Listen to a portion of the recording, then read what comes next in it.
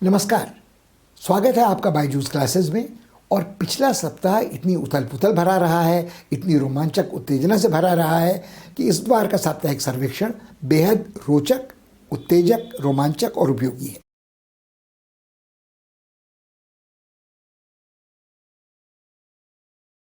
सारी दुनिया का ध्यान लंबे समय से अटका था अमेरिकी राष्ट्रपति चुनाव में, और ये चुनाव लगभग कांटे की लड़ाई जो था वो अब तक जारी रहा है। भले ही जो बाइडेन बिल्कुल स्पष्ट हो चुका है कि अमेरिका के अगले राष्ट्रपति होंगे, मगर औपचारिक रूप से इसकी घोषणा होने में अभी देर है, क्योंकि ट्रंप व्हाइट हाउस खाली करने को तैयार नहीं है और उन्होंने ये घोषणा की है कि वो कानूनी चुनौती मतगणना को देंगे, मतगणना शायद दोबारा करवाने पे जिद करेंगे और ये मामला उनके अनुसार वो सर्वोच्च न्यायालय तक ले जाएंगे। विशेषज्ञों का मानना है कि उनके किसी तर्क में, दलील में दम नहीं है और कोई औपचारिक कानूनी समाधान इस समस्या का होने वाला नहीं है। सिर्फ कुछ देर के लिए वो अपनी नियति को टाल सकते हैं, अपनी हार उनको अंततः स्वीकार करनी ही पड़ेगी। अब ये जब ये चुनाव चल रहा था, मतगणना चल रही थी, तो सारी दुनिया तरह तरह की अटकलें लगा रही थी कि आखिर अमेरिका की संवैधानिक प्रणाली क्या है, वहाँ की संघीय व्यवस्था क्या है, वहाँ जो लोकप्रिय मत होते हैं उनका क्या रिश्ता निर्वाचक मंडल के मतों से है। ऐसा कैसे होता है कि जिसको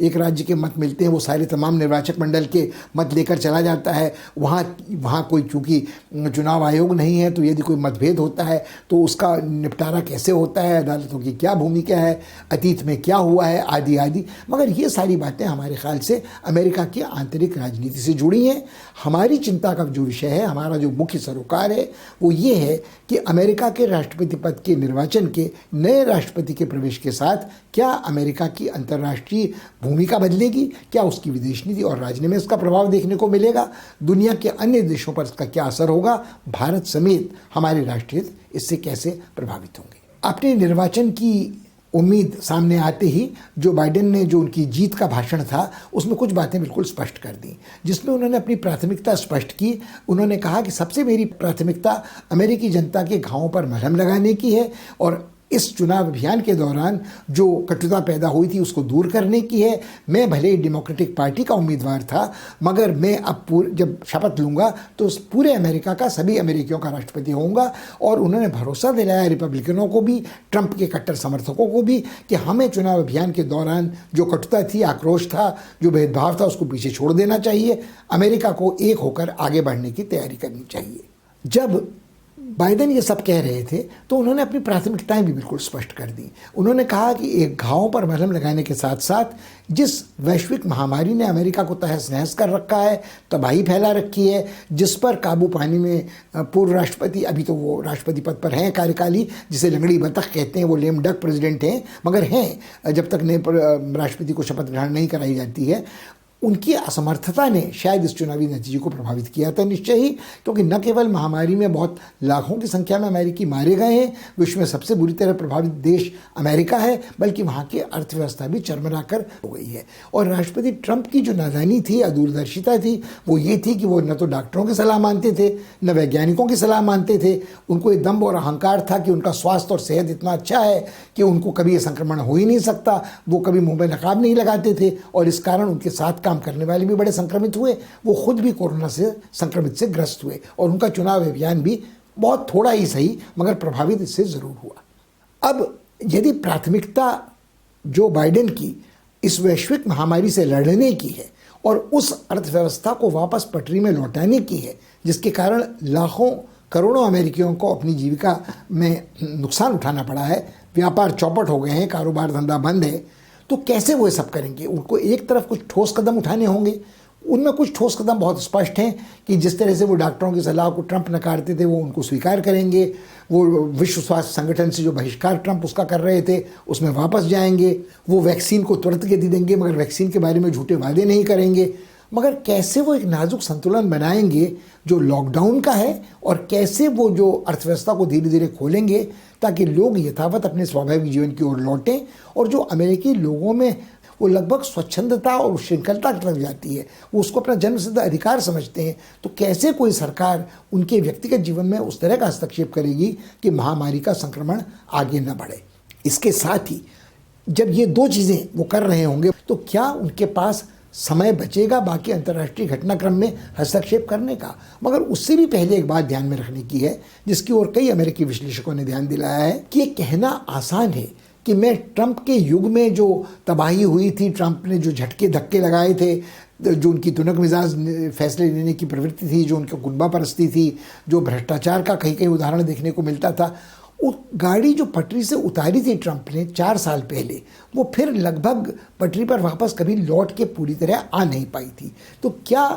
बाइडेन पलक झपकते ऐसा कर सकते हैं? इसकी कोई संभावना इसलिए नज़र नहीं आती है कि इन चुनावी नतीजों ने यह स्पष्ट कर दिया है कि भले ही बाइडेन ने कई लाख वोटों के मत से, दसियों लाख वोटों के मत से ट्रंप को हराया है, मगर ट्रंप को पढ़ने वाले मत भी जब ओबामा जीते थे रिकॉर्ड तोड़ मत हासिल करके, उससे ज़्यादा ट्रंप को भी मिले हैं। तो अमेरिका लगभग 2 फाड़ है। अमेरिका में एक और उदारपंथी जनतांत्रिक रुझान के लोग हैं, जिन्हें ट्रंप वामपंथी, अति वामपंथी, शहरी आतंकवादी आदि फॉसिस्ट कहते थे, मगर दूसरी ओर ऐसे लोग भी हैं जो दक्षिणपंथी हैं, जो श्वेतों को सर्वोच्च समझते हैं, जो कट्टरपंथी ईसाई हैं, जिनके लिए ब्लैक लाइफ मैटर्स आंदोलन की कोई अहमियत नहीं है, जिनको लगता है कि अमेरिका के जो बुनियादी मूल्य हैं वो पारंपरिक रूढ़िवादी ईसाइयत से जुड़े हुए हैं, और वो कहीं ना कहीं नस्लवादी भी हैं, और कहीं ना कहीं वो एक तानाशाही तुनक मिजाजी प्रवृत्ति को बढ़ावा देने वाले हैं। उन्हें लगता है कि ऐसा ही व्यक्ति अमेरिका को संकट की इस घड़ी से उबार सकता है। जिन हालातों में ट्रंप निर्वाचित हुए थे, उस समय उनका वादा ये था कि मैं अमेरिका को पुनः महान बना दूंगा। वो पुनः महान तो नहीं बना पाए, मगर वो जो भ्रम उन्होंने खड़ा किया था, वो शायद मृत तृष्णा, वो मायाजाल आज भी अमेरिका के लगभग आधे समाज को घेरे हुए है। तो वो जो शहरी अमेरिका और देहाती अमेरिका, पढ़ा लिखा अमेरिका और लगभग निरक्षर अमेरिका, बेरोज़गार अमेरिका, गरीब अमेरिका, अश्वेत अमेरिका, ये सारे भेद हैं, ये भेद बरकरार हैं। और बाइडेन की एक समस्या और है कि सेनेट, जिसको वहाँ के संविधान के अनुसार एडवाइस और कंसेंट, सलाह देने का और अपनी सहमति देने का एकाधिकार है, जितनी नियुक्तियाँ बाइडेन करेंगे उन पे एक मोहर लगानी सेनेट को होती है, और सेनेट में बहुमत आज भी डेमोक्रेटिक पार्टी का नहीं है। तो ये समस्या उनके सामने रहेगी। तो इस समस्या के रहते उनको अभी समय लगेगा, जब तक या तो वो सेनेट में डेमोक्रेटिक पार्टी का बहुमत ना हो जाए, और तब तक अब नियुक्तियाँ तो उन्हें अभी करनी है, महामारी से अभी जूझना है, मलहम अभी लगाना है, अर्थव्यवस्था को वापस पटरी में अभी लाना है। तो अमेरिका कुछ समय तक इस आंतरिक चुनौतियों से जूझने में व्यस्त रहेगा। अब एक बड़ी रोचक टिप्पणी इसमें हुई जब किसी ने ईरान के सर्वोच्च नेता खुमैनी से पूछा कि उनका क्या कहना है अमेरिका के राष्ट्रपति चुनाव के बारे में, तो उन्होंने बेहिचक कहा कि कोई फ़र्क नहीं पड़ता कि वहाँ कौन निर्वाचित होता है राष्ट्रपति के रूप में, क्योंकि अमेरिका एक पतनशील, ह्रासोन्मुख शक्ति है, जिसका निरंतर शक्ति का संकुचन हो रहा है। अर्थात America is a declining power, तो हमें उसके बारे में कोई चिंता करने की ज़रूरत नहीं है। अब ये शायद ईरानियों का मनोबल बढ़ाने के लिए दिया गया वक्तव्य हो, क्योंकि जो अमेरिका ने प्रतिबंध ईरान पर लगाए हैं उसका बहुत नुकसान ईरान की अर्थव्यवस्था को हुआ है। तो निश्चित रूप से ईरान के नेताओं को, ईरान की जनता को इस बात से खुशी होनी चाहिए कि उनका सबसे कट्टर विरोधी जो ट्रंप था, वो अब रंगमंच से नेपथ्य में जा रहा है, मुख्य स्टेज पर उसकी कोई भूमिका नहीं रहेगी। और ये भी हमको याद रखना चाहिए कि जो ईरान के साथ पारमाणविक समझौता था, जिसको ओबामा के कार्यकाल में संपन्न कराया गया था जब बाइडेन उपराष्ट्रपति थे, तो उसके वापस आने की संभावना बढ़ गई है। खुमैनी ने भले ही ये वक्तव्य दिया हो, उनके साथ के कुछ सलाहकारों ने ये कहा है कि यदि अमेरिका अपने वादे को पूरा करता है, अपने वादों पर भरोसा उसके हम कर सकते हैं, तो अमेरिका को भरोसा करना चाहिए कि ईरान अपने वादों को निभाएगा, भरोसा करेगा और उसका आचरण जिम्मेदारी का रहेगा। तो ये आशा जगी है कि ईरान के साथ जो समझौता खारिज किया था ट्रंप ने, उसमें शायद पुनर्जीवन का संचार हो सके। बड़ी मज़े की बात है, यदि आप देखें कि किन किन लोगों ने बधाई के सूचनाएं, बधाई के संदेश तत्काल भेजे थे नवनिर्वाचित राष्ट्रपति होने वाले व्यक्ति को, वो बड़े मज़ेदार हैं। रशिया के पुतिन ने इसमें देर लगाई, शी जिनपिंग चुप रहे, तुर्की के एर्दोगान ने कोई कहने की ज़रूरत नहीं समझी, जो लोग उनके मित्र अमेरिका के समझे जाते हैं, सऊदी अरब, उन्होंने थोड़ा संकोच किया। वहाँ के जो मोहम्मद बिन सलमान युवराज हैं, जो वहाँ के कर्ता धर्ता मुख्य कार्यकारी हैं, जो मित्र हैं बड़े ट्रंप के दामाद के कुशनर के, जिनके बारे में कहा जाता है कि इस व्यक्तिगत दोस्ती के कारण ही उन्होंने इजराइल का समझौता करा लिया था, यूएई के साथ, अमीरात के साथ, सऊदी अरब के साथ, कतार के साथ, ओमान मुस्कात के साथ, मणिपुर के और देशों के साथ, ये बात अपनी जगह पर है। मगर एक और जो मित्र ट्रंप के थे, जो कट्टरपंथी और तानाशाही वाले हैं, इजराइल के बेंजामिन नेतन्याहू, उन्होंने एक ट्वीट में तो बधाई का संदेश दिया बाइडेन को, थोड़ा रुक कर दिया, थोड़ा विलंब से दिया, मगर दूसरा संदेश उसके साथ ही साथ उन्होंने ट्रंप को दिया, आभार प्रकट करते हुए, धन्यवाद प्रकट करते हुए कि आप हमारे बड़े अच्छे मित्र थे, आपने इजराइल को बहुत सारे उपहार दिए। और ये बात याद रखने लायक है कि नेतन्याहू के तुरक मिजाज तानाशाही आचरण की, जब वो खुद इजराइल अनेक भ्रष्टाचार के आरोपों समेत संकटों में घिरे थे, ट्रंप ने बड़ा साथ दिया था। उन्होंने जब राजधानी का स्थान परिवर्तन किया, स्थानांतरण किया, तब भी ट्रंप ने उनका साथ दिया। जब उन्होंने किसी पुरानी मस्जिद में प्रार्थना अपनी यहूदी शुरू कर दी, तब भी ट्रंप ने उनका साथ दिया। और ट्रंप के साथ वो रिश्ते जो नेतन्याहू के थे, वो शायद बाइडेन के साथ होते उतनी आसानी से नज़र आते नहीं हैं। अब यदि आप कुछ और लोगों को देखें तो यूरोपीय समुदाय के जो बड़े नेता थे, एंजेला मैर्केल चांसलर हैं जर्मनी की, और फ्रांस के राष्ट्रपति मैक्रों, उन दोनों ने बड़ा संयत बयान दिया है। उन्होंने ये कहा कि हम चाहेंगे कि अब अमेरिका अपनी भूमिका बहुपक्षीय राजनय वाली दोबारा ग्रहण करे, दोबारा सक्रिय हो अंतर्राष्ट्रीय मंच पर, और जो अटलांटिक बिरादरी के उसके साझा संधि मित्र हैं उनके साथ सहकार की भूमिका करे। तो अंग्रेजी मुहावरे में जिसे कहते हैं कि ट्रंप के काल में जो यूनिलैटरलिज्म का दौर था, एक पक्षीय राजनय का दौर था, एक तरफा फैसले लेने का दौर था, वो शायद बाइडेन के काल में अब समाप्त होगा। ट्रंप अपने सलाहकारों में अपनी बेटी को, बेटे को, पत्नी को, दामाद को ही सामने रखते थे, विशेषज्ञों को बाहर कर देते थे। उनके जो दरबारी होते थे वो उनके बारे में कहा जाता है घूमता दरवाज़ा है, रिवॉल्विंग डोर, जिससे आज कोई आता है कल कोई निकल जाता है। उनके नवरत्न कोई स्थायी होते नहीं थे। बाइडेन 50 साल के अनुभवी सेनेटर, उपराष्ट्रपति हैं, और वो लगभग 3 बार ये कोशिश कर चुके थे कि राष्ट्रपति अमेरिका के बने, और तीसरी बार में वो सफल हुए हैं। तो शायद उनसे हम ये उम्मीद कर सकते हैं कि पेशेवर विशेषज्ञ सामने आएंगे और उनकी श्रद्धा, उनकी सहमति बहुपक्षीय राजनय में होगी। मगर सबसे बड़ी बात देखने लायक ये होगी कि उनका क्या रवैया चीन के प्रति होगा, उनका क्या रवैया रूस के प्रति होगा। अब ट्रंप का जो रिश्ते थे वो, उन्होंने भले ही रूस के खिलाफ भी आर्थिक प्रतिबंध लगाए थे, जैसे ईरान के खिलाफ लगाए थे, उन्होंने चीन के साथ वाणिज्य युद्ध छेड़ा हुआ था, मगर यदि सतह के नीचे आप देखें तो उनकी एक यथार्थवादी सौदे पटाने वाली मनोवृत्ति जो थी वो बार बार झलकती रहती थी। जहाँ तक रूस के साथ उनके संबंधों का प्रश्न है, उनके ऊपर महाभियोग लगाया गया था जो प्रमाणित हुआ था। उसके बाद चूंकि अमेरिका की व्यवस्था ऐसी है, उनको निकालने की जरूरत नहीं पड़ी, न निकाला जा सकता था, मगर उन पर यह आरोप लगता था कि उनके पिछली बार के निर्वाचन में रूस की खुफिया एजेंसियों ने बहुत मदद की है पुतिन के कारण, और पुतिन से वो उपकृत हैं, पुतिन के अंगूठे के तले दबे हुए हैं, और इसी कारण वो पुतिन के खिलाफ बहुत ज़्यादा कुछ करते नहीं, कहते भले ही बहुत कुछ हों। तो उन्होंने पुतिन के दुस्साहसिक अभियानों को, वो यूक्रेन में हो, क्राइमिया में हो, रोकने थामने की बहुत कोशिश नहीं की। भले उनका हस्तक्षेप लीबिया में, उनका पुतिन का हस्तक्षेप मध्य पूर्व में अमेरिकी हितों के बिल्कुल खिलाफ हो रहा था। यही स्थिति लगभग चीन के बारे में देखने को मिलती है कि चीन के खिलाफ वाणिज्य युद्ध की घोषणा तो ट्रंप ने की, मगर फरवरी के महीने में अमेरिकी अर्थव्यवस्था को ज़्यादा नुकसान न हो, इस इंतजाम करने के लिए उन्होंने एक संवाद चीन के साथ शुरू किया था कि कुछ न कुछ अमेरिका की कृषि उत्पाद को चीन खरीद ले, चीन को भी बहुत नुकसान न हो, पर्दे के पीछे संवाद चलता भी रहे, वाणिज्य युद्ध भी चलता रहे, और ये दो बड़ी शक्तियाँ आपस में मिलजुल कर कुछ न कुछ सहकार की भूमिका ज़मीन तैयार करती रहे। जहाँ तक बाइडेन का प्रश्न है, उन्होंने ट्रंप से कहीं अधिक कट्टर शब्दों में चीन की आलोचना की है। उन्होंने चीन के शासकों को ठग कहा है, उन्होंने चीन को मानवाधिकारों का सबसे बड़ा हत्यारा उल्लंघन करने वाला कहा है, वो हांगकांग हो, वो सिंकियांग प्रांत के उइगर मुसलमान हो, और या चीन के आक्रामक तेवर दक्षिण चीनी सागर में हो। तो ये कल्पना की जा सकती है कि जो क्वाड की परियोजना शिंजो एबे ने शुरू की थी, जिसको प्रोत्साहित समर्थन दिया था ट्रंप ने, उनके कार्यकाल के अंतिम हफ्तों में पोम्पियाई और उनके रक्षा मंत्री ने दौरा भी किया था इस क्षेत्र का कि हिंद प्रशांत क्षेत्र में अमेरिकी मौजूदगी स्थिर की जा सके। तो शायद ये आशा अपेक्षा की जा सकती है कि चीन के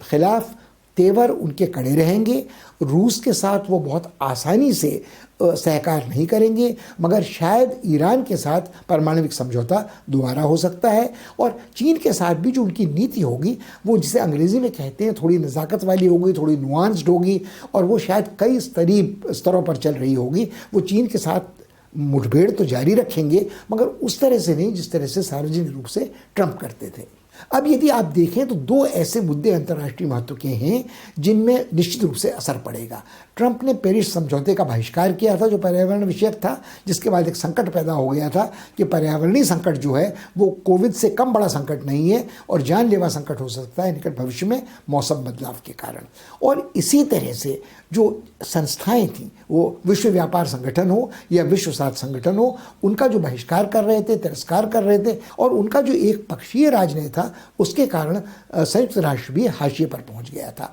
अब लोगों को ये उम्मीद जग रही है कि भले ही नाटो में पुनर्जीवन का संचार बाइडेन न करें, मगर बहुपक्षीय राजनीति होने के कारण वो कह चुके हैं वो पेरिस समझौते में वापस शामिल होंगे, वो विश्व व्यापार संगठन को मजबूत कराने की कोशिश करेंगे, वो कोशिश करेंगे कि बहुपक्षीय राजनीति हो और विश्व स्वास्थ्य संगठन वैश्विक महामारी के दौर में एक सार्थक भूमिका निभा सके। तो इन सब चीज़ों को हम भारत के लिए भी आशाजनक मान सकते हैं और दूसरे देशों के लिए भी। मगर जहाँ तक चीन के साथ मुठभेड़ का सवाल है, ये देखने लायक होगा कि नए राष्ट्रपति की क्या प्राथमिकताएं अंतर्राष्ट्रीय राजनीति में होती हैं। क्या उनके लिए तुर्की का संकट, नगोर्नो काराबाख का गृह युद्ध, या जो इथियोपिया में संकट शुरू हो रहा है, या अफ्रीका में कुछ संभावित हो सकता है, या जो इस्लामी हमले यूरोप में हुए हैं, उसमें कौन सी प्राथमिकता अमेरिका के लिए होगी। वो जैसे ट्रंप घोषणा कर चुके थे कि वो क्रिसमस के पहले अफगानिस्तान से सारे अमेरिकी सैनिकों को घर वापस लौटा लाएंगे, तो अब ऐसा नहीं लगता कि अफगानी दलदल में दोबारा फंसने को बाइडेन तैयार होंगे। मगर जितना भी जो तंत्र, राजनयिक तंत्र खड़ा किया था ओबामा के कार्यकाल में, जिसमें भूमिका बाइडेन की भी रही थी, तो मेरे ख्याल में उन सब चीज़ों को पुनः मजबूत होने का मौका मिलेगा। मगर जो 2-3 दुनिया के और हिस्से हैं उन पर नज़र डालने की ज़रूरत है। अफ्रीका के सबसे बड़े देश नाइजीरिया के राष्ट्रपति बुहारी ने आशा प्रकट की है कि नए अमेरिकी राष्ट्रपति अफ्रीका को जरा गौर से देखेंगे और वहाँ जो घटनाक्रम है उसको विश्व शांति के लिए एक संकट समझकर उसमें जल्दी हस्तक्षेप की ज़रूरत होगी तो करेंगे। जो खुद अमेरिका का, वहाँ मेरे ख्याल में समस्या पैदा होने वाली है ब्राज़ील के राष्ट्रपति बोल्सोनारो के लिए, जो तानाशाह थे, तुनक मिजाज थे, और मेरे ख्याल में जो मैक्सिको के समाजवादी तेवर वाले राष्ट्रपति हैं ओब्राडोर, जिनकी व्यवस्था ये थी कि अपनी मजबूरी, उनकी सरहद बिल्कुल जुड़ी है टेक्सास के साथ, तो उन्होंने राष्ट्रपति ट्रंप के साथ एक सहकार समझौते की भूमिका बना ली थी कि दीवार खड़ी ना हो, वहाँ से जो घुसपैठिए आप्रवासी जाते हैं अमेरिका में उनका अमानवीय शोषण ना हो, उनके लिए कुछ राहत हो जाए। नदी का पानी कुछ उनके लिए छोड़ दिया था सूखे की हालत में अमेरिका ने ट्रंप के आदेशों पर। मगर ये सारी बातें शायद अपनी जगह पर रहेंगी। हाँ, कुछ राहत मिलेगी वेनेजुएला के मादुरो को, जिनको तख्ता पलट की कोशिश ट्रंप ने की थी, मगर ये सोचना भी गलत होगा कि अमेरिका अपने सारे तमाम सामरिक राष्ट्रीयताओं को प्राथमिकता न देकर दक्षिण एशिया में भारत और चीन के संघर्ष को या भारत और पाकिस्तान के संघर्ष को प्राथमिकता देगा। ये एक पक्ष है जो हमें अपने ध्यान में रखना चाहिए। और मैक्रोन ने और मैक्रेल ने जो कहा है, लगभग उसी तरह की बात कनाडा के ट्रूडो ने भी कही है। अब कनाडा की व्यवस्था है कि अमेरिका के खिलाफ तो वो कोई मुद्दा, निर्णय, फैसला ले ही नहीं सकता, मगर जिस तरह की अपमानजनक टिप्पणियां ट्रंप करते रहे थे कि ये तो बिल्कुल क्या नौजवान लौंडा लपाड़ी है, इसको तो कुछ अनुभव नहीं है, या ज्ञानी है, इसको कुछ पता ही नहीं है, तो ये इसी तरह की बातें उन्होंने मैक्रोन के बारे में भी कही थी। तो ये दोनों जो अपेक्षाकृत नौजवान नेता हैं, उनको मेरे ख्याल में थोड़ी राहत महसूस हो रही होगी कि बाइडेन के आने से उनके साथ सहकार की भूमिका अलग तरीके से हो सकती है। ये अगर आप देखें तो इससे हमको एक घटनाक्रम से पता चलता है कि अमेरिका का राष्ट्रपति चुनाव किस तरह प्रभावित करेगा आने वाले दिनों में। एक बार फिर ये दोहराने लायक बात है कि बाइडेन की प्राथमिकताएं आंतरिक राजनीति रहेगी। निश्चित रूप से वो घिरे रहेंगे आर्थिक व्यवस्था को पटरी पर लौटाने में, मलहम लगाने में, कोविड से लड़ने में। और जो ईरान के सर्वोच्च नेता ने कहा है, कहीं ना कहीं उनको इस बात का एहसास होगा कि अमेरिका को सर्वशक्तिमान बनाकर अंतर्राष्ट्रीय मंच में प्रकट कराने के पहले उन्हें अपने घर गृहस्थी को ठीक से संभालना होगा। तब तक ये मौका होगा चीन के पास, तब तक ये मौका होगा रूस के पास, तब तक शायद ये दुस्साहस का मौका होगा तुर्की के पास। और भारत को बहुत सतर्कता से देखना होगा कि हमारे राष्ट्रहित इस पूरे घटनाक्रम से कैसे प्रभावित होते हैं।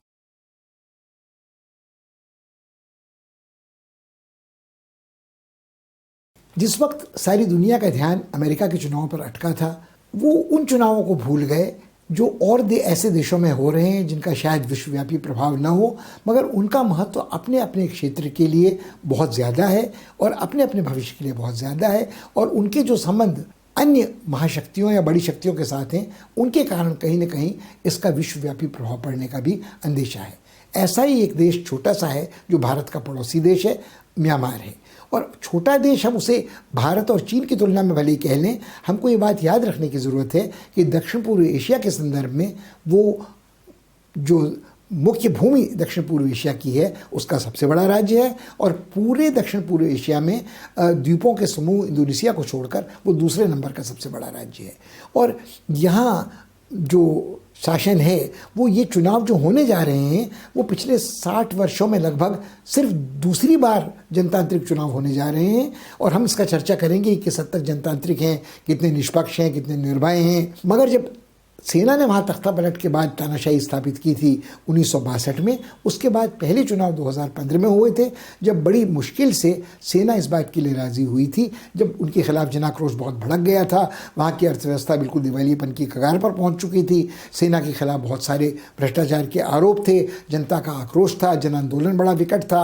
ऑंग सान सू की को जो उनका सत्याग्रह चल रहा था गांधीवादी सेना के खिलाफ, उसको विश्वव्यापी समर्थन प्राप्त था, उनको नोबेल पुरस्कार दिया गया था, और बर्मा तत्कालीन म्यांमार जो अपने को कहता था अलग थलग पड़ गया था। राजधानी कुछ ज्योतिष की गणना के बाद रंगून से नेपिदो ले जाई गई, मगर सेना के जो उच्च पदस्थ जनरल थे उनको इस बात का एहसास हो रहा था कि यथास्थिति नहीं चल सकती। तो उन्होंने ये बात स्वीकार की कि एक नया संविधान आएगा, चुनाव होंगे, और उन चुनाव में ऑंग सान सू की बहुमत से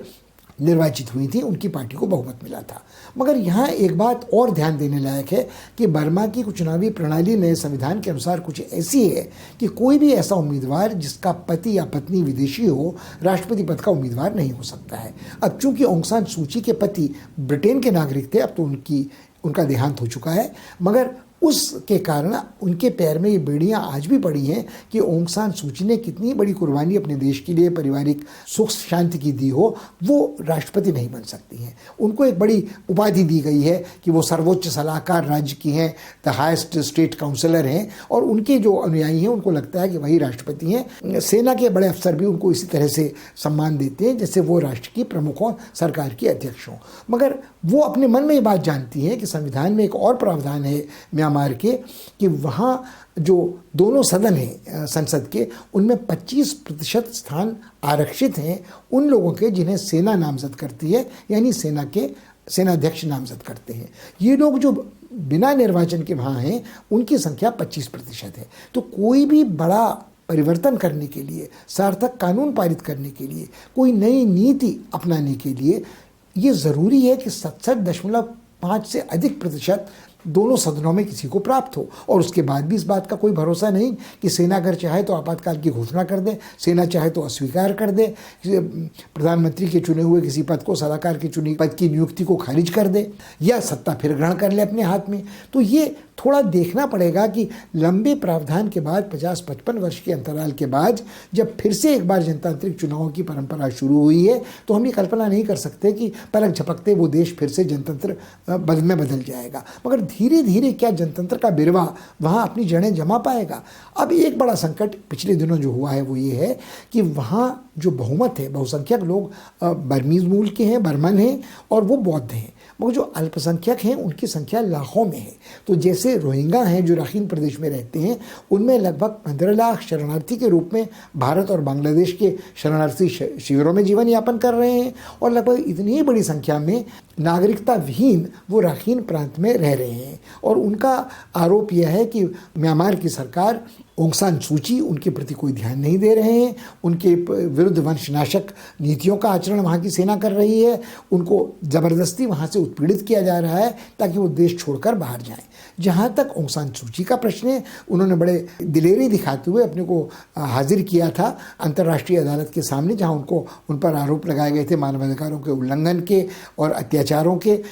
इन मानवाधिकारों के, इन रोहिंगा मुसलमानों के। तो उन्होंने कहा कि ये म्यांमार के नागरिक हैं ही नहीं, ये तो बंगाली हैं, बांग्लादेश से आए हैं, घुसपैठिए हैं, इस्लामी हैं, और उनके आने से म्यांमार की सामाजिक समरसता नष्ट होती है। और एक हद तक ये बात स्वीकार है कि भले ही पीढ़ी दर पीढ़ी वहाँ रहने वाले ये रोहिंगा मुसलमान हैं, मगर हाल के वर्षों तक इनकी कोई सीधी मुठभेड़ म्यांमार की सेना से या केंद्र सरकार से नहीं होती थी। उसके दो कारण थे। एक कारण तो ये था कि जो वहाँ की सैनिक तानाशाही थी वो रंगून और नेपिदो से बाहर निकलने में बहुत उसकी रुचि नहीं थी। वो जियो और जीने दो की नीति का आचरण करती थी, न केवल इन अल्पसंख्यकों के प्रति बल्कि जो और अल्पसंख्यक जनजाति हैं, करेन हैं, कचिन हैं, शान हैं, मोन हैं, जो बसे हैं लगभग चीन की दक्षिणी सीमा के साथ जुड़े हुए सीमावर्ती प्रांत में और जिनका जीवन तस्करी में, आपराधिक गतिविधियों में, मादक द्रव्यों की तस्करी में बीतता रहा है, जिसे गोल्डन ट्रायंगल वाला इलाका कहते थे। और कुछ वो लोग हैं जो जुड़े हैं भारत के पूर्वोत्तरी राज्यों के जंगली इलाके के साथ, अराकान वाले इलाके के साथ, जहाँ नागालैंड है, मिजोरम है, मणिपुर है, और ये लोग इधर से उधर अंतर्राष्ट्रीय सीमा के आते जाते रहते हैं। तो इस नीति के कारण भी राखीन काफ़ी समय से रोहिंग्या मुसलमान जो यहाँ रहते हैं अपने को निरापद महसूस कर रहे थे, निर्धन जीवन व्यतीत कर रहे थे, वंचित उत्पीड़ित जीवन व्यतीत कर रहे थे, मगर उनके खिलाफ कोई वंशनाशक नीतियाँ नहीं लागू हो रही थी। मगर हाल के वर्षों में उनके तेवर कुछ जुझारू हुए हैं, उनके पास हथियार बाहर से आए हैं, जो कट्टरपंथी इस्लाम है वो वहाँ पहुँचा है और उन्होंने सेना पर कुछ हमले भी किए हैं, जिसके बाद प्रतिशोध में वहाँ की सेना ने उनके खिलाफ बेहद बर्बर हिंसा का प्रयोग किया है। अब ये म्यांमार की सेना का बचाव नहीं है, मगर कहीं ना कहीं ये बात स्वीकार करनी पड़ेगी कि चाहे वो पैसा सऊदी पेट्रो डॉलर्स का हो, चाहे वो इस्लामिक खिलाफत का हो, मगर एक नौजवान पीढ़ी में रोहिंग्या मुसलमानों की जो आक्रोश है और जो विस्फोटक तेवर हैं, वो तेवर विस्फोटक होना अपनी जगह पर है। हथियार कहाँ से आए, धन जन का संचय कहाँ से आया, वो कैसे रोहिंग्या मुसलमानों की समस्याओं का एकाएक विश्वव्यापी उद्घाटन हुआ, और जो नोबेल शांति पुरस्कार विजेता थी वो कटघरे में युद्ध अपराधी और मानवाधिकारों के उल्लंघनकर्ता के रूप में कैसे खड़ी हो गई। ये एक पक्ष है। दूसरा पक्ष है जो आलोचना करते हैं ऑंग सान सू की कि उन्होंने आर्थिक मोर्चे पर कुछ नहीं किया। अब उनके समर्थकों का यही कहना है वो क्या कर सकती थी, जितना कर सकती थी उन्हें 5 साल में बंधे हाथ होने के बावजूद, पैरों में बेड़ियां होने के बावजूद, जिन संवैधानिक प्रावधानों का हमने उल्लेख किया है उनके होते होते उन्होंने भ्रष्टाचार को कम करने की कोशिश की है। शहरों में कुछ व्यवस्था सुधरी है, मगर देहाती इलाके में शायद अभाव अभी भी जस का तस है। और उनका कहना है यदि सेना लड़ रही है इन आतंकवादियों से, इन अल्पसंख्यकों से कई मोर्चों पर, तो कहीं ना कहीं उनको ये व्यवस्था करनी पड़ेगी कि कोरोना महामारी से लड़ाई किस हद तक की जाएगी, अर्थव्यवस्था कितनी जल्दी सुधरेगी। और यहाँ पे एक और पेचीदगी आती है कि चीन की जो गहराती छाया इस देश पर पड़ती रही है, उसमें एक संकट हमेशा ये रहता है कि यदि ऑंग सान सू की बहुत लोकप्रिय होती हैं, लगता है कि वो सेना को बिल्कुल विस्थापित कर सकती हैं, उनके विशेषाधिकारों को उनको इतना बहुमत मिलता है कि बौद्ध संघ की सहायता से, नौजवानों की सहायता से सेना के हाथ से बची खुची सत्ता वापस ले सकती हैं, तो शायद सेना वापस चीन की ओर देख सकती है। ये भी एक ज़मीनी हकीकत है कि चीन से बड़े पैमाने पर सैनिक साज सामान का आयात म्यांमार में होता रहा है। और ये भी हम अनदेखा नहीं कर सकते कि जिस तस्करी का उल्लेख हमने किया उसके अलावा जेट की खदानों में, इमारती लकड़ी के जंगलों में जो काम करते हैं लगभग बंधुआ मजदूरों की स्थिति में, कई दुर्घटनाओं में, भूस्खलन में म्यांमारी मजदूरों की जानें गई हैं, मगर वहाँ से जो सामान खुदान से निकलता है, बेशकीमती हीरे, मोती माणिक, उनका भी जो मुख्य बाजार है वो आखिर चीन ही है। तो अब चीन ने इस बीच एक और पेचीदगी सामने खड़ी कर दी है कि उन्होंने राखीन प्रदेश के मध्य में भारत की सरहद के बहुत निकट, जहां भारत की समुद्री सीमा होती है, वहां कोक्युप के इलाके में गहरे बंदरगाह के पुनर्निर्माण के लिए कई अरब डॉलर का सहायता देने का वादा म्यांमार को दिया है। और पहले चीन का काफ़ी अरसे से प्रयास रहा है कि वो अपने पैर वहाँ पसारे, तेज गति से चलने वाली रेलगाड़ियों की व्यवस्था करे, कोको द्वीप समूह में अपने कुछ नाविक बेड़े स्थापित करे, और यदि वो ऐसा करने में समर्थ होता है, उसने ये भूमिका भी प्रस्तावित की है कि जिस तरह पाकिस्तान के साथ चीन का गलियारा है, वैसे ही चीन म्यांमार आर्थिक गलियारा भी बनाने की कोशिश वो यहाँ कर रहा है। तो उनकी जो 1 बेल्ट 1 रोड वाली मरीचिका है, उसका एक हिस्सा म्यांमार शुरू से रहा है। तो म्यांमार को संतुलन बनाए रखना बड़ा कठिन है कि वो चीन का बिल्कुल एक चीन का उपनिवेश न बन जाए, चीन का मोहरा न बन जाए, मगर भारत उसके पड़ोस में है। मगर भारत ने अब तक जिस तरह की अति यथार्थवादी नीतियों का अनुसरण वहाँ की तानाशाही के कार्यकाल में किया है, उससे निश्चित रूप से ऑंग सान सू की थोड़ा खिन्नी हुई है। और भारत ने कभी खुलकर ऑंग सान सू की का समर्थन राजनयिक मौखिक भी उस तरह से नहीं किया है जिस तरह की उनकी अपेक्षा और आशा शायद रही होगी। तो इन चुनावी नतीजों को भी हमें ध्यान से देखना होगा, क्योंकि इसका प्रभाव रोहिंग्या समस्या पर पड़ेगा, इसका प्रभाव राखीन के उन अल्पसंख्यकों पर पड़ेगा जिनको मतदान से वंचित रखा गया है, और सबसे बड़ा खतरा जो चीन के पैर पसारने का है कुछ भी अस्थिरता के कारण म्यांमार में, उसकी ओर हमें ध्यान रखना होगा।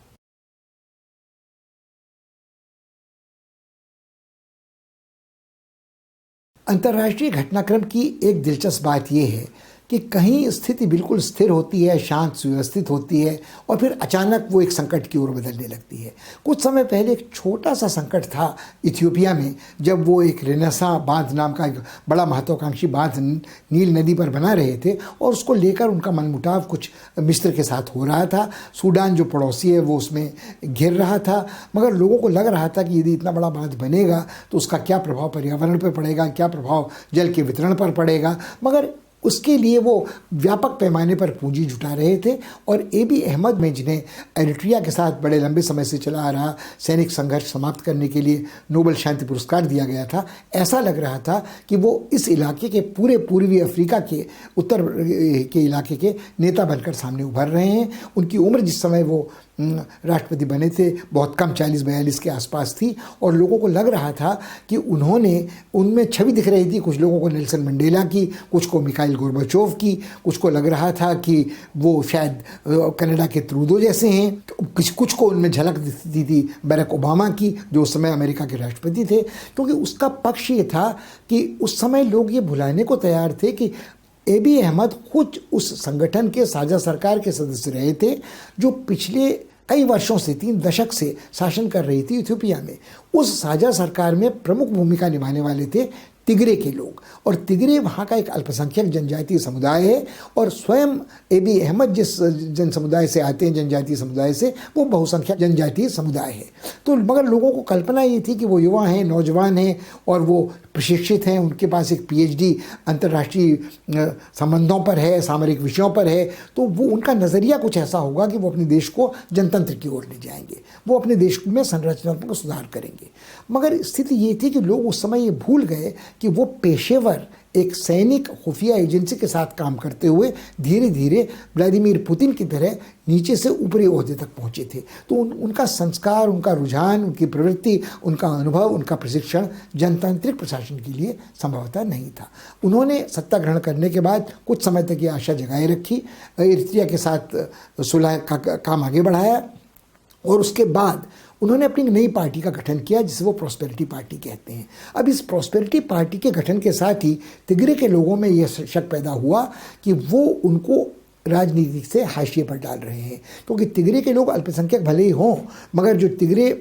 पीपल्स लिबरेशन फ्रंट नाम की आज पार्टी है वो बिल्कुल आमने सामने खड़ी हो गई। उन्हें लगा कि एक दलीय राजनीति ये ला रहे हैं तो ये जनतंत्र कहाँ है, ये तो परोक्ष रूप से तानाशाही, अपनी और व्यक्तिगत तानाशाही लाने का उनका प्रयास है।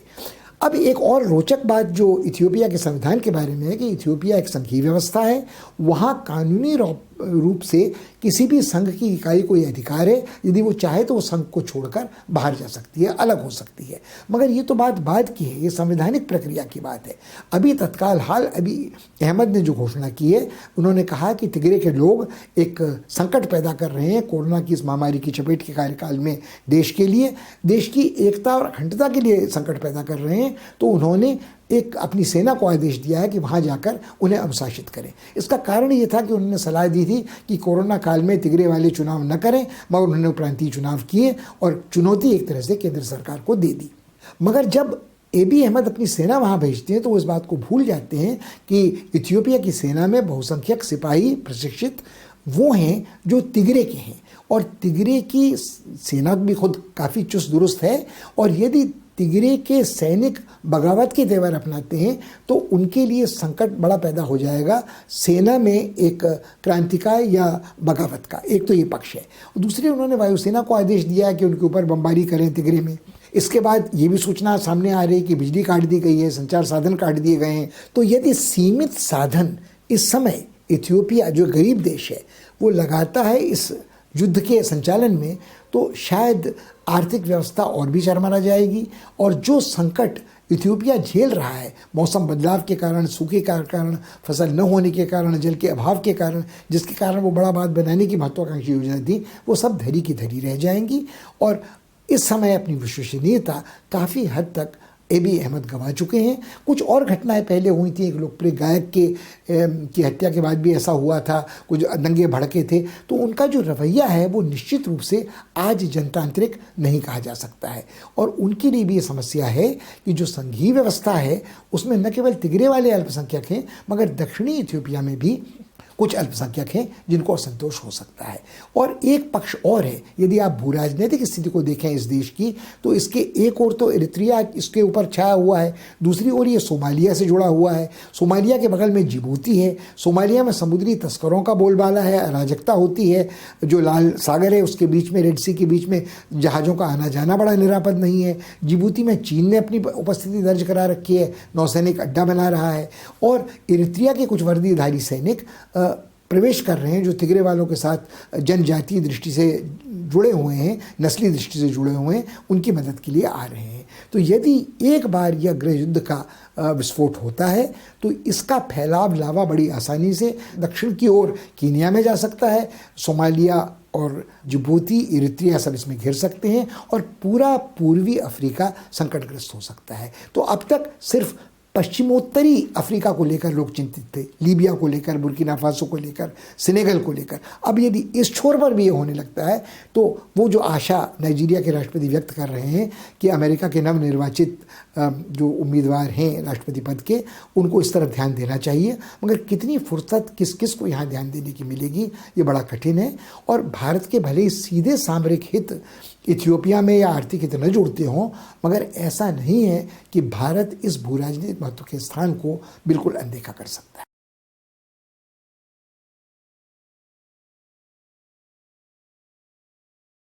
इस सारी हलचल और उथल पुथल के बीच एक दिल दहला देने वाली घटना पिछले सप्ताह ऑस्ट्रिया की राजधानी वियना में घटी। वहाँ एक इस्लामी आतंकवादी ने एक असॉल्ट राइफल लेकर अंधाधुंध गोलियां चलाईं। और जिस समय लॉकडाउन शुरू होने के ठीक पहले वियना के नागरिक एक आखिरी जाम पी रहे थे, अपने दोस्तों के साथ एक रंगीन शाम बिता रहे थे, उसने 4 लोगों को कत्ल कर दिया और बहुत सारे लोगों को घायल किया। इस हमलावर को पुलिस ने मार गिराया। मगर उसके बाद जो खबरें मिली हैं वो बेहद चिंताजनक हैं। चिंताजनक ये है कि ऑस्ट्रिया के खुफिया विभाग को ये पता था कि ये नौजवान जिसने इस हर वारदात को अंजाम दिया वो पहले भी ISIS को में शामिल होने के लिए सीरिया जाने वाला था। उसको गिरफ्तार किया गया था उसके उग्र विचारों के कारण, उसकी हरकतों के कारण, और उसको जेल में रखा गया था। मगर फिर जाने क्यों उसको जेल से उसकी पूरे कारावास की अवधि पूरी होने के पहले ही रिहा कर दिया गया था, और शायद अच्छे आचरण के कारण। और आज ये भी बात पता चली है कि ऑस्ट्रेलिया के खुफिया विभाग को ये सूचना भी पूर्वी यूरोप के देशों से मिली थी कि इसने कहाँ से वो ख़तरनाक राइफ़ल ख़रीदी थी जिसका प्रयोग उसने इस घटना में किया। तो वहाँ के जो खुफिया विभाग के प्रमुख थे उनको तो निकाल दिया गया है, मुअत्तल कर दिया गया है, क्योंकि उनकी निगरानी में ही सारी घटना हुई थी। और एक कड़ा रुख अख्तियार करना पड़ा है ऑस्ट्रिया को, क्योंकि ये घटना फ्रांस की घटना के तत्काल बाद हुई है, जहाँ एक स्कूल टीचर की हत्या हुई थी, कुछ महिलाओं की हत्या हुई थी निर्दोष चर्च के भीतर घुसने के बाद। और वहाँ की तरह यहाँ भी ये पता चला है कि कुछ मस्जिदें ऐसी हैं, उन मस्जिदों के साथ जुड़े कुछ मदरसे ऐसे हैं जहाँ उन नौजवानों को उग्र जिहादी तेवरों में के लिए उकसाया जाता है, कट्टरपंथी आतंकवाद के लिए प्रेरित किया जाता है, और इनको बंद करना ही एकमात्र रास्ता है। अब कुछ लोग कहेंगे कि ये इस्लाम द्वेष है, ये इस्लामोफोबिया है, मगर कहीं ना कहीं हमें ये बात स्वीकार करनी पड़ेगी कि यदि किसी संप्रभु देश में जिसके बुनियादी मूल्य धर्मनिरपेक्षता के हैं,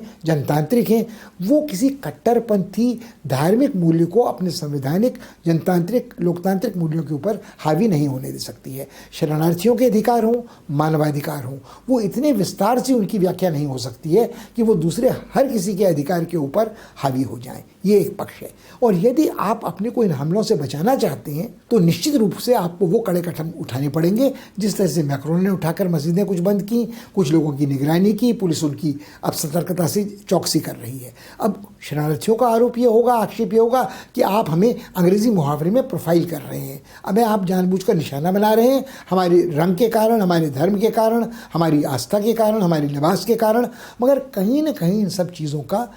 आपस में संबंध है। अब इसका क्या होना है भविष्य में ये तो हमको काफ़ी समय बाद पता चलेगा, मगर हाल फिलहाल कट्टरपंथी इस्लाम, जिहादी तेवर वाले आतंकवाद और ईसाइयत की लड़ाई तो अपनी जगह पर थी, मगर जो धर्मनिरपेक्ष हैं, जैसे फ्रांस जैसे देश हैं जहां आप ईसाई गले में क्रॉस भी नहीं लटका सकते, सिख सर में पगड़ी भी नहीं पहन सकते, तो सर्वधर्म समभाव वहाँ जहाँ है, वहाँ सिर्फ एक धर्म के लिए कुछ विशेष रियायत की जाए, ये कल्पना करना बड़ा कठिन है। मगर भारत के लिए ये सारी घटनाएं थोड़ा दूर हो रही हैं, फ्रांस हो, ब्रिटेन हो, कनाडा हो या अब ऑस्ट्रिया हो। मगर जो सोचने लायक बात है कि दुनिया के हर देश से ऐसे नौजवानों की रंगरूटी हो रही है, भर्ती हो रही है, जो पथभ्रष्ट हो रहे हैं। और ये घटनाएं अतीत में हुई हैं कि भारत और पाकिस्तान के नौजवान भी, कुछ डॉक्टर, कुछ इंजीनियर, कुछ टेकी भर्ती हुए हैं खिलाफत के इन जिहादी तत्वों के साथ, और उन्होंने आत्महत्या वाली हत्याओं को अंजाम दिया है, लोगों को मौत के घाट उतारते हुए, चाहे वो काबुल हो। और कभी ये हो सकता है कि यूरोप में भी किसी ऐसी घटना को अंजाम देने वाला शायद दक्षिण एशियाई भूभाग से पहुंचा कोई यूरोप में पहुंचा शरणार्थी हो, और फिर हमारे मित्र देशों के जब पड़ताल शुरू होगी तो उनके तार यहाँ तक पहुँच सकते हैं। तो हमें सांप्रदायिक सद्भाव तो बनाए रखना है, हमें नाहक भड़कना नहीं है, मगर हमें भी शायद सांप्रदायिक हिंसा और द्वेष बढ़ाने वाले भड़काऊ बयानों से बचना चाहिए। मगर इसका अर्थ ये नहीं है कि हम अपने बुनियादी मूल्यों से जनतांत्रिक धर्मनिरपेक्षता के समझौता करें या समर्पण करें। इस सप्ताह के लिए इतना ही। अगले हफ्ते आपसे फिर मुलाकात होगी, और हम आशा करते हैं कि अगले हफ्ते की जो घटनाओं का सर्वेक्षण होगा वो कम रोमांचक, कम उपयोगी नहीं होगा। हम ये ज़रूर आशा करते हैं कि शायद वो कम विस्फोटक घटनाक्रम से घिरा होगा, उसमें भविष्य के प्रति कुछ आशा जगेगी। वैसे ईमानदारी की का तकाजा तो ये है कि इस बार भी घटनाएं कुछ ऐसी हैं जिनसे लगता है कि यदि मौसम बदलाव का राजनय है तो उसमें कुछ रचनात्मक पहल बाइडेन के आने के बाद हो सकती है। ईरान के साथ जो परमाणविक समझौता था उसमें पुनर्जीवन का संचार हो सकता है। हम ये भी आशा कर सकते हैं कि चीन और रूस के साथ जो कड़े तेवर अमेरिका के हैं वो भले ही बरकरार रहें, मगर संकट घटाने का प्रयास बाइडेन करेंगे, क्योंकि उनको आंतरिक चुनौतियों से जूझना है। और हम ये भी आशा करते हैं कि अंततः भारत के जो राष्ट्रीय हित हैं वो निरापद रहेंगे। मगर याद रहे कि अपने हितों की रक्षा के लिए हमें न केवल सतर्क रहना है, हमें आत्मनिर्भर होना है, और हमें निरंतर यह प्रयास करना है कि हमारे पड़ोस का घटनाक्रम हमें ज़्यादा विचलित न करे। अगले सप्ताह आपसे फिर मुलाकात होगी, तब तक के लिए विदा दीजिए। धन्यवाद, नमस्कार।